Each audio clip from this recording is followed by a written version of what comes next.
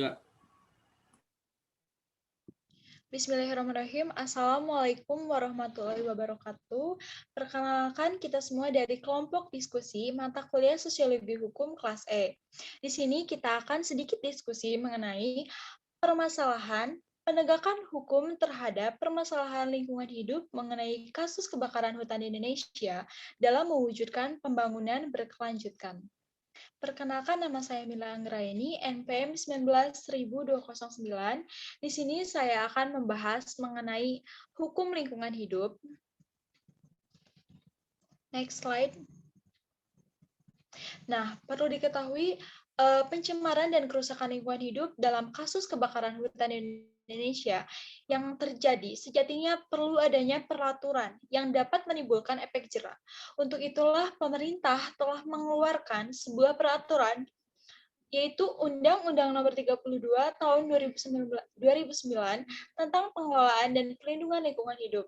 Berlakunya undang-undang tersebut diakibatkan karena adanya peran hukum yang nampaknya akan membawa pengaruh yang sangat besar terhadap perubahan yang terjadi, di mana undang-undang itu nantinya akan lebih memperkuat pada aspek perencanaan dan penegakan hukum itu sendiri. Nah, apakah teman-teman ada yang tahu apa sih tujuan dari pembangunan lingkungan hidup itu sendiri? Kalau misalkan ada yang tahu, silakan jawab. Kira-kira apa ya tujuan dari pembangunan lingkungan hidup itu sendiri yang perlu kita ketahui atas dasar-dasarnya? Saya mau menjawab, penggunaan sejatinya memiliki tujuan untuk dapat memperbaiki kualitas hidup manusia menjadi baik. Namun, seiring dengan berjalannya waktu, pembangunan yang dilakukan dengan mengabaikan berbagai peraturan akan berpengaruh terhadap lingkungan hidup yang buruk. Peningkatan kebutuhan manusia menjadikan mereka lupa bahwa akan tiba saatnya di mana lingkungan hidup yang kaya akan keanekaragaman hayati sudah tidak mampu lagi untuk menahan berbagai dampak yang menyebabkan terjadinya kerusakan dan pencemaran lingkungan yang sangat besar, seperti kasus kebakaran hutan di Indonesia. Baik, terima kasih Saudari Anissa yang telah menjawab. Betul sekali jawabannya. Selanjutnya, saya akan membahas mengenai dari aspek tujuan yang telah dijelaskan oleh Saudari Anissa mengenai pencemaran dan kerusakannya lingkungan hidup itu sendiri. Nah, pencemaran dan kerusakan lingkungan hidup itu sendiri kerap menjadi suatu instrumen yuridis bagi setiap pengelolaan dan perlindungan lingkungan hidup. Oleh karena itu, dalam setiap pelaksanaan hukum lingkungan akan selalu memperhatikan asas-asas umum pemerintahan yang baik. Adanya asas-asas ini akan memberikan tujuan agar dalam setiap pengelolaan kebijakan lingkungan hidup, maka peraturan ini akan berlaku untuk tidak menyimpang dari tujuan pengelolaan yang tadi sudah dijelaskan oleh Saudari Anissa tersebut, agar terjadinya perlindungan lingkungan hidup itu sendiri yang sudah ditetapkan untuk kepentingan bersama agar setiap orang berhak untuk merasakan lingkungan hidup yang bermanfaat dan sehat. Nah, dalam lingkungan hidup akan selalu berkaitan dengan masalah-masalah lingkungan seperti kebakaran hutan, kepunahan spesies, dan lain-lain. Dan dalam hukum lingkungan hidup itu sendiri dikatakan efektif jika setelah mencapai suatu tujuan yang mana terdapat berbagai aspek yang saling terkait dan berjalan baik pada penegakan hukumnya. Penegakan hukum lingkungan itu sendiri merupakan bagian yang sangat penting dalam hukum lingkungan, di mana dengan adanya penegakan hukum yang jelas, maka dapat membuat masyarakat patuh terhadap hukum itu sendiri. Dan dengan adanya hukum lingkungan tersebut dapat dijadikan sebagai mata rantai dalam siklus pengelolaan dan perlindungan lingkungan hidup dengan urutan-urutan perundang-undangan standar dan pemberian izin, penerapan, dan penegakan hukum yang nantinya akan digunakan secara penataan terhadap sebuah nilai-nilai yang akan memberikan perlindungan dan penegakan hukum itu sendiri. Dan sebuah manfaat yang luar biasa di mana keadilan harus mempunyai hubungan antara satu dengan yang lain. Dan upaya penegakan dalam lingkungan hidup ini sendiri perlu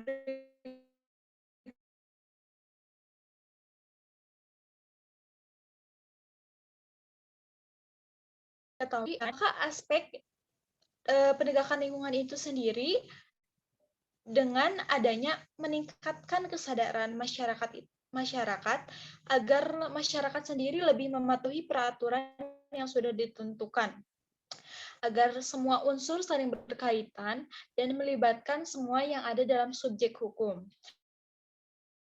Ketika bisa memberikan efek jera bagi masyarakat yang telah melanggar atau merusak lingkungan hidup itu sendiri.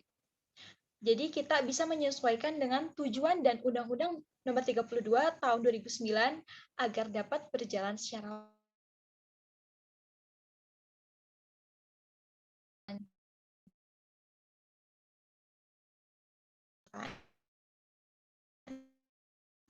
penegakan hukum dalam permasalahan lingkungan hidup itu sendiri sudah diatur di dalam hukum lingkungan hidup, yaitu dalam Undang-Undang Nomor 32 Tahun 2009 tentang pengelolaan dan pelindungan lingkungan hidup. Hukum lingkungan hidup itu sendiri merupakan sebuah aturan yuridis bagi setiap pengelolaan dan pelindungan lingkungan hidup. Adanya suatu upaya penegakan lingkungan hidup itu sendiri dapat dilakukan untuk mempersiapkan tantangan degradasi lingkungan yang tiap hari semakin memburuk menjadi suatu hal yang sangat penting agar masyarakat kita sadar bahwa pentingnya menjaga lingkungan. Sekian dan terima kasih. Selanjutnya materi kedua yang akan dijelaskan oleh Saudari Anissa. Silakan.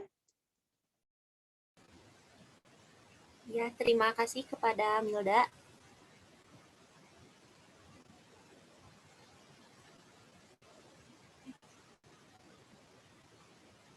Nah, di sini saya akan membahas bentuk penegakan hidup kasus kebakaran hutan.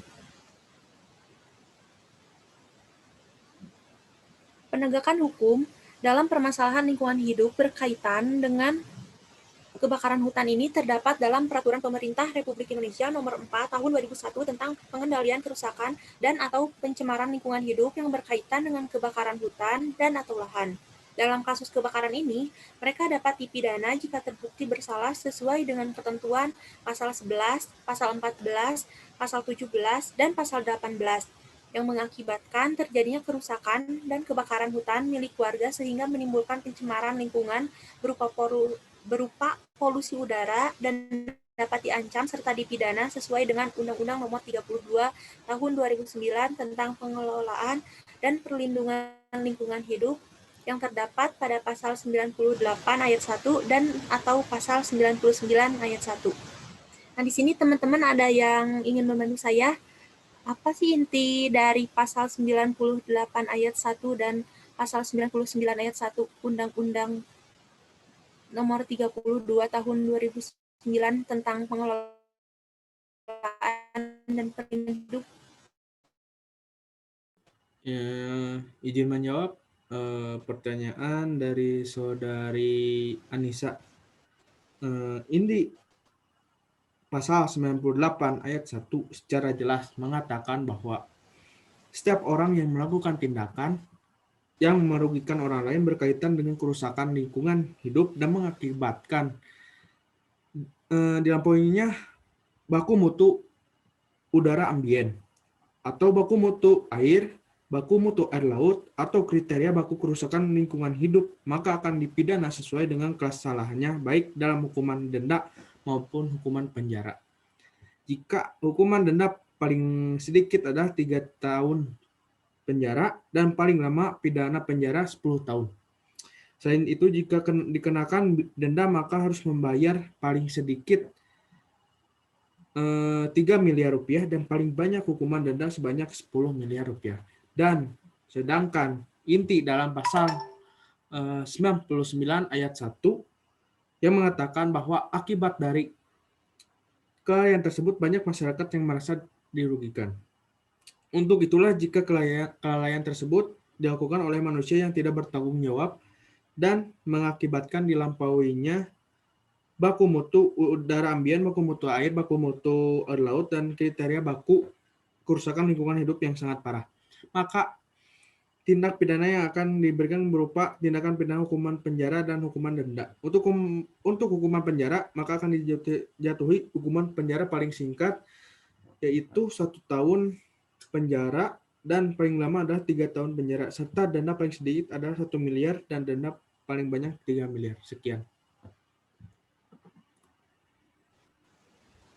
Ya, betul sekali Ananda. Terima kasih atas jawabannya. Dari ketentuan pasal-pasal dalam kasus kebakaran hutan, secara tegas menjelaskan tentang isi dari pasal yang mengatakan jika setiap orang melakukan tindakan yang merugikan orang lain, maka akan dipidana, baik dalam sanksi hukuman denda maupun hukuman pidana. Sanksi ini berkaitan dengan upaya penegakan hukum lingkungan hidup terhadap permasalahan kasus kebakaran hutan. Kasus kebakaran hutan yang terjadi di Indonesia sudah banyak mengakibatkan berbagai kerugian yang memberikan dampak negatif bagi masyarakat di sekitar lokasi kebakaran hutan tersebut. Selain itu, belum adanya pihak yang mau bertanggung jawab, sehingga permasalahan dalam kasus ini sampai sekarang masih belum dapat diatasi dengan baik. Adanya penegakan hukum lingkungan dalam kasus kebakaran hutan di Indonesia diharapkan mampu melindungi masyarakat yang terdampak sehingga permasalahan mengenai kasus kebakaran hutan dapat diatasi dengan baik.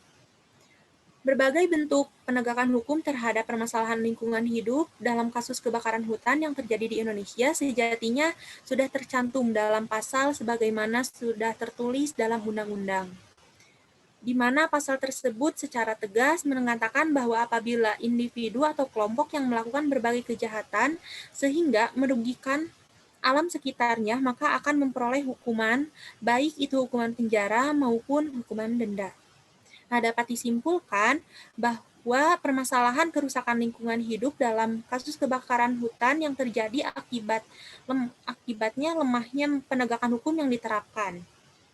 Sehingga kerusakan lingkungan hidup sampai saat ini belum dapat dituntaskan dengan baik.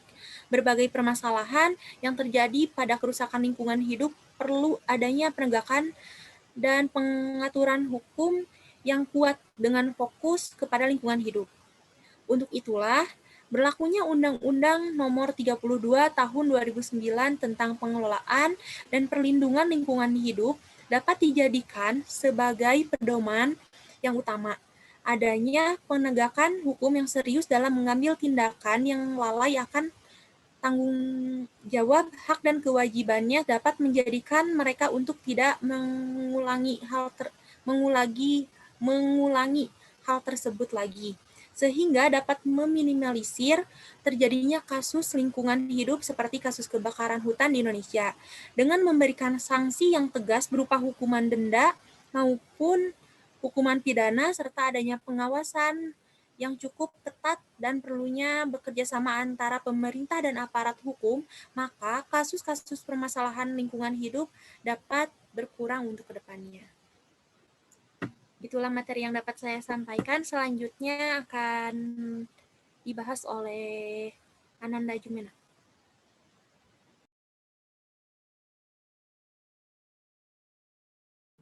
Terima kasih atas penjelasan dari Saudari Anissa.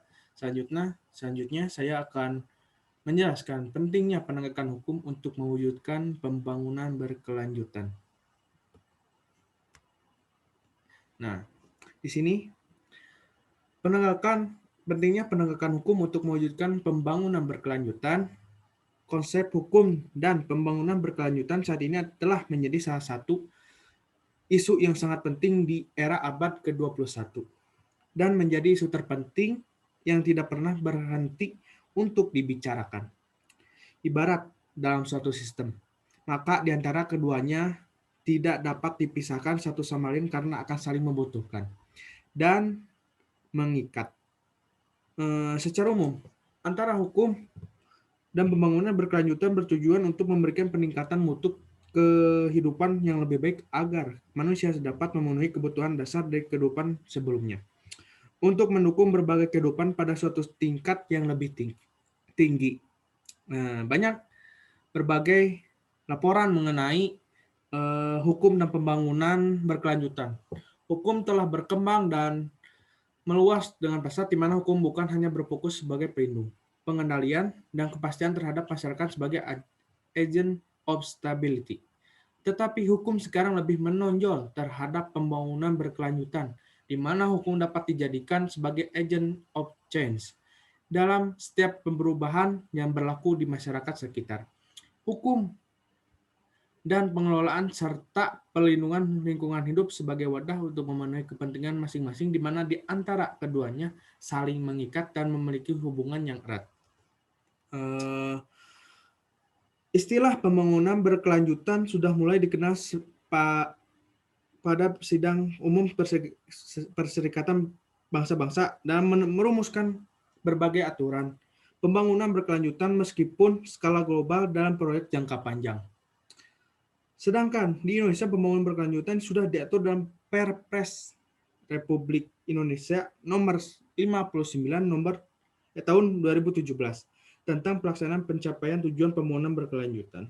Dalam tujuan agenda pembangunan berkelanjutan, sebagaimana hal ini tertuang dalam sebuah dokumen yaitu Transforming Our World, sebagai salah satu kesepakatan yang dilakukan secara bersama-sama pada pembangunan global yang terdapat 17 tujuan sasaran. Nah, untuk teman-teman, apakah ada yang tahu apa itu 17 tujuan sasaran tersebut? Izin menjawab. Salah satu sasaran dari 17 sasaran tersebut yaitu pengelolaan dan perlindungan terhadap lingkungan hidup. Adanya perlindungan pada lingkungan hidup dapat dilakukan dengan melakukan berbagai usaha untuk memulihkan lingkungan hidup dan mempromosikan pemanfaatan untuk kelanjutan dan ekosistem lingkungan hidup. Lalu ada mempromosikan pemanfaatan untuk kelanjutan dari ekosistem lingkungan hidup dan menghentikan suatu degrasi buah lahan, penanaman pohon secara berkala, dan menghentikan berbagai kegiatan yang merugikan terhadap hilangnya keanekaragaman hayati yang ada di berbagai wilayah.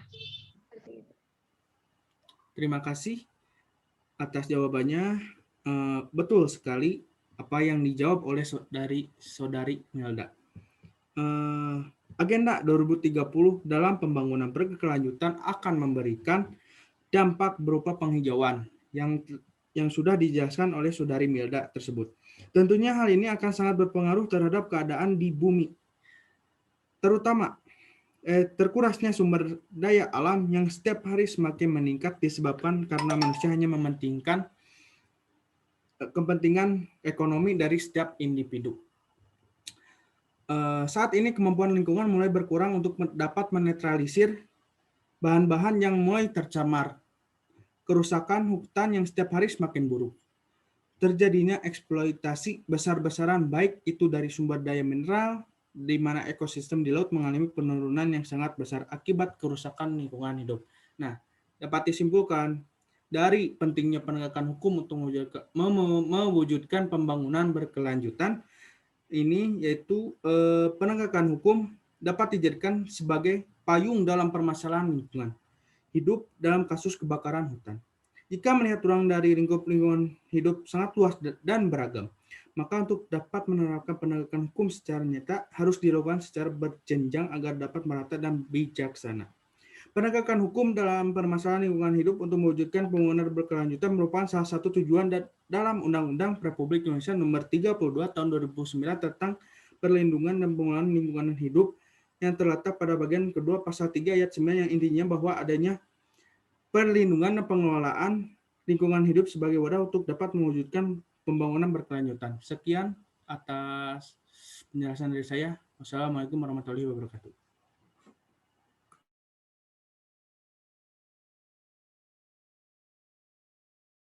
Kami itu pertama kita menjelaskan mengenai penegakan mengenai hukum lingkungan, yang kedua kemudian saudara Anissa tadi menjelaskan mengenai apa?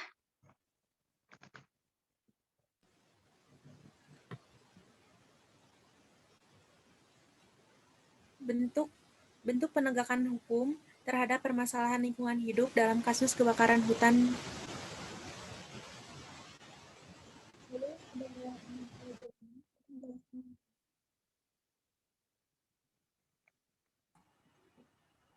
pentingnya penegakan hukum untuk mewujudkan pembangunan berkelanjutan. Baiklah, itu sedikit pemaparan diskusi dari kelompok kami. Terima kasih sebelumnya. Maaf bila banyak kesalahan. Mohon maaf. Billahi taufiq wa hidayah. Wassalamualaikum warahmatullahi wabarakatuh.